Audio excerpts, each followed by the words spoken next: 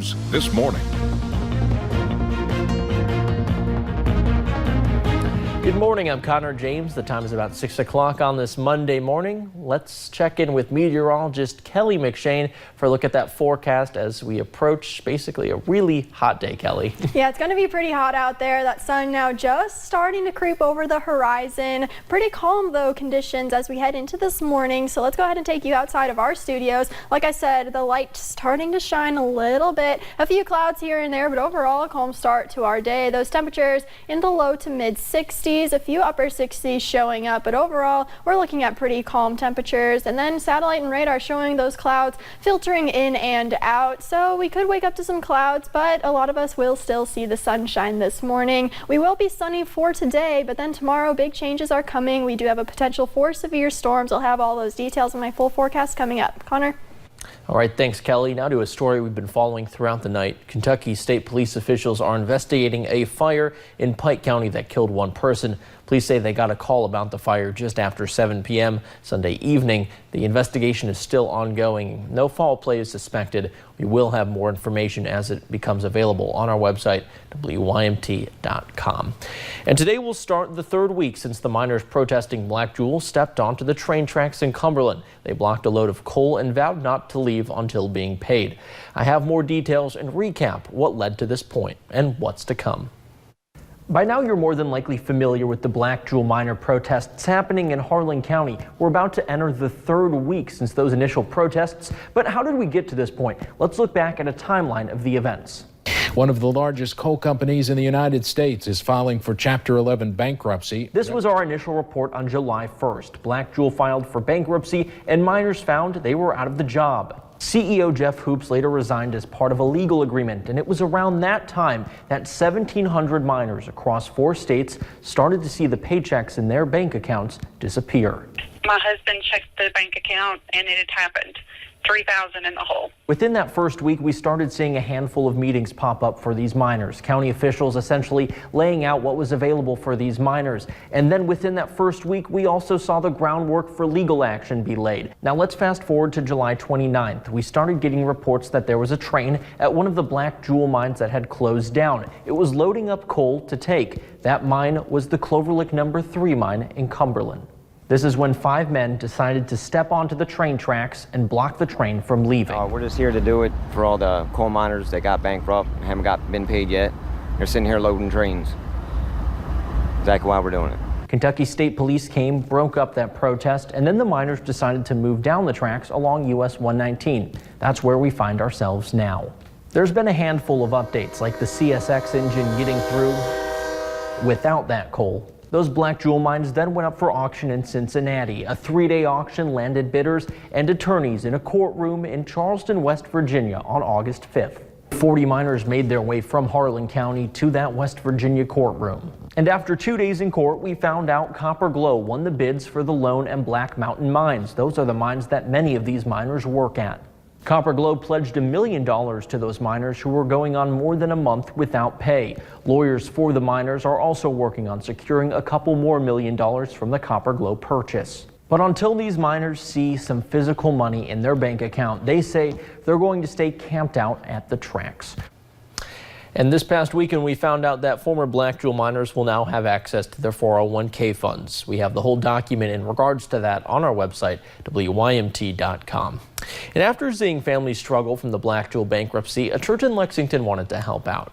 For the past week, Heritage Baptist Church has collected school supplies and donations from people across the United States to bring down to Harlan County to help the children of Black Jewel miners. We filled the top of the bus, overheads, halfway back, all the underneath. I mean, I thought maybe we might get half of what we've gotten. Heritage Baptist Church dropped off the supplies. They headed down to the tracks to spend the rest of the evening with the miners and their families after. Well, officials with the Mount Vernon Fire Department say a crash happened Sunday afternoon on I-75 near exit 59. They say there were minor injuries as a result of the crash. It appears to involve a tractor trailer and a pickup truck. I-75 has since reopened. And in Virginia, officials with the Dickerson County Sheriff's Office are investigating a burglary and vehicle theft. 2 vehicles were stolen, one black 2001 Chevrolet pickup truck with a chrome front end with flame designs in it, and a green 2008 Suzuki ATV. Reports say the incident happened in the area of the Carter Stanley Road. Anyone with information is asked to contact the Dickerson County Sheriff's Office at 276-926-1650. And one man is behind bars after police found a variety of drugs and paraphernalia during a traffic stop in Wayne County. Officials with the Monticello Police Department say officers stopped 25-year-old Dustin Dodd on Saturday afternoon after seeing him run a stop sign. During a roadside investigation, police say they found meth and other drugs in the vehicle, along with needles, glass pipes, and scales. Dodd is charged with trafficking in controlled substance, possession of drug paraphernalia, and multiple traffic violations. He is in the Wayne County Detention Center. And a Louisville man is in custody after police say he admitted to raping and injuring an 8-year-old girl. Kane Madden's arrest citation says police responded to the call of a child hit in the head with a shovel. Police say Madden is accused of stealing an iPad from the girl. Officials took the girl to the Norton Children's Hospital, where they found out she had suffered multiple injuries to her head.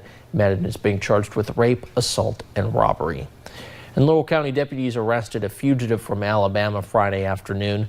This man, Joshua Broom, was charged as a fugitive from Colbert County, Alabama.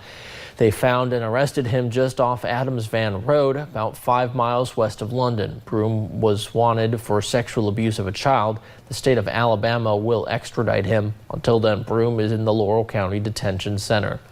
And authorities say a convict who escaped from a Tennessee prison 5 days ago on a tractor was captured yesterday. As CBS News correspondent Dana Batchus reports, Curtis Ray Watson is suspected of killing a corrections employee just before his escape. An escaped prisoner suspected of killing a Tennessee Department of Correction employee was caught just hours after a confirmed sighting Sunday morning. It is a good day because Curtis Watson is in custody. In surveillance video, 44-year-old fugitive Curtis Ray Watson is dressed in camouflage and carrying a backpack. He opens a refrigerator on the Henning, Tennessee property of a man who alerted authorities. When he finally backed out of here, closed his door, my wife really recognized him. So that's him. He got that goatee.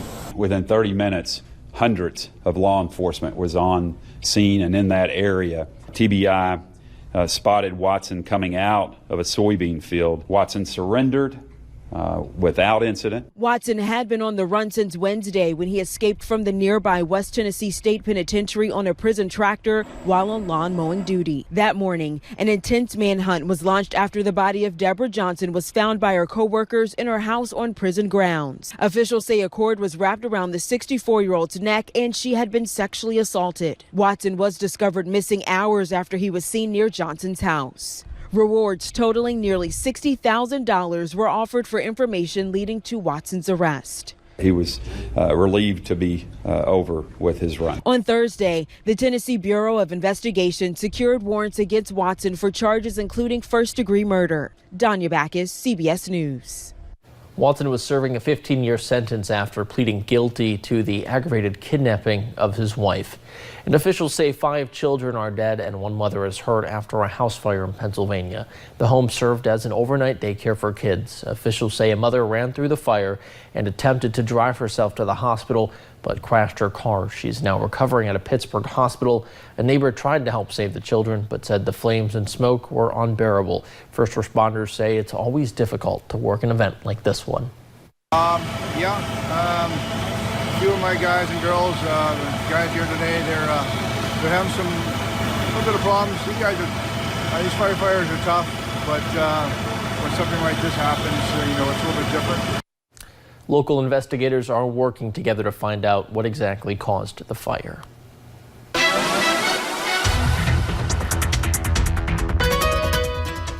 6:09 on your Monday morning. We're looking at those temperatures into the 60s for most of us. 63 here in Hazard, 63 as well in Moorhead. London, you are at 64 degrees this morning, and Monticello is at 62. Heading into this afternoon, temperature is going to warm up quite dramatically. We're looking at those upper 80s by the time we get to the afternoon, and we're going to see a mixture of sunshine and clouds. A stray rain chance is definitely possible, but I do think most of us stay dry. And overall, if you do have any outdoor plans today, be sure to wear the sunscreen, stay hydrated, and take breaks when needed because it is going to be very hot. Now, we do have a storm potential for tomorrow. We could see a few severe storms. I will break down those threats and the timing on those storms here in my full forecast in just a little bit. Connor.